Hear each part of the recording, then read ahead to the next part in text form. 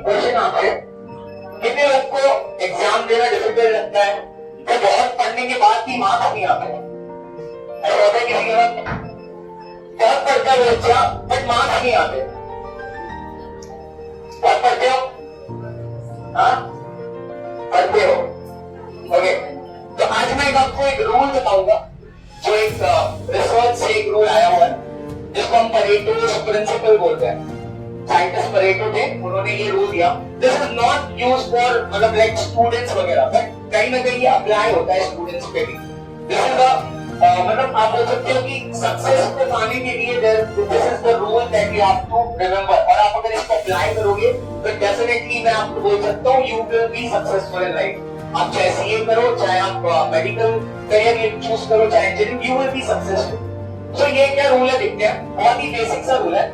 इसको हम 80-20 रूल भी बोलते हैं। क्या बोलते हैं?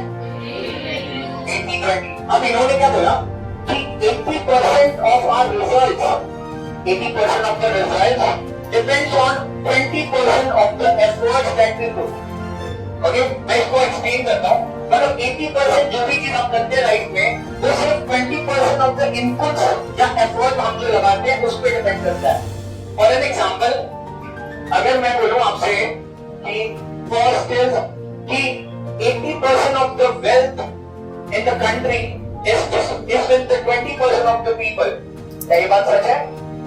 80% of the wealth in the country is with 20% of the people. Equality का कोई जमाना नहीं है, ठीक है? तो equality सिर्फ कॉन्स्टिट्यूशन के लिए, it is not for this thing, wealth, okay?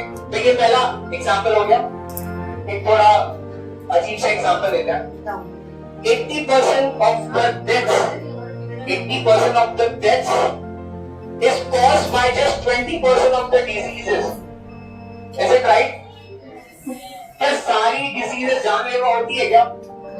But हमको क्या लगता है? हमको लगता है कैंसर, एड्स, बड़ी बड़ी बीमारियों से डर लगता है। बट ज्यादा लोग मरते किससे हैं? मलेरिया से मर जाते हैं। बट क्या मच्छर से हमको डर लगता है? नहीं लगता, right? So this is 80-20 rule.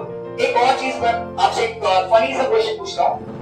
अच्छा, आपको शार्क से डर लगता है या आपको कोकोनट से? कोकोनट। शार्क से डर लगते हैं, कोकोनट से?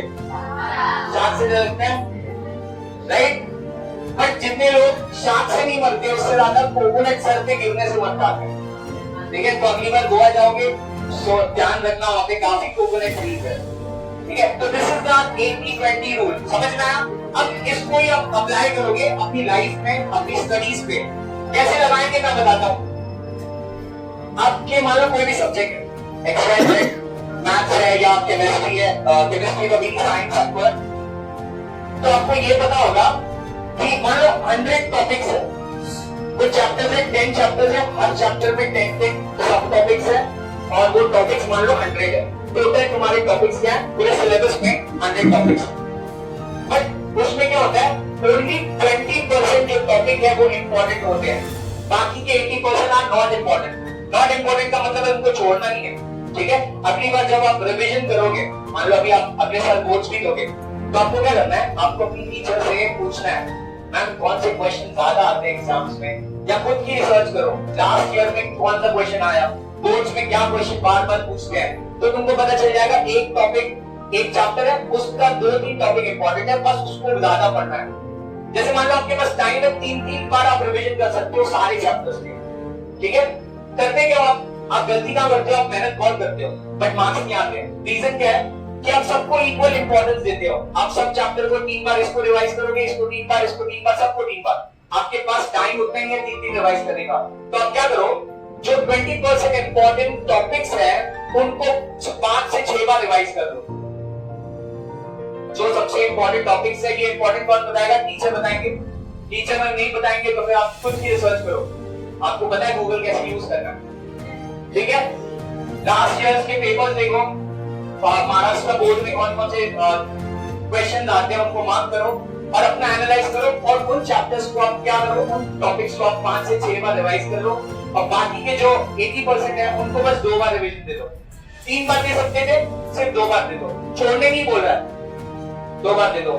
यू विल सी दैट आपके मार्क्स बहुत ही, जितनी भी पर्सन आपके आ रहे हैं आप you will get 5 to 10% extra because I have applied this rule for myself also. ठीक है, तो आपको भी ये रूल अप्लाई करना है. ठीक है, this is the Pareto's principle. So in this way you have to learn. आपको प्रायोरिटाइज करना है अपनी लाइफ को. जो भी आप चीज, आप 10 काम कर रहे हो उसमें से प्रायोरिटाइज करो कि पहले ये करूंगा फिर ये करूंगा. सब एक साथ करोगे तो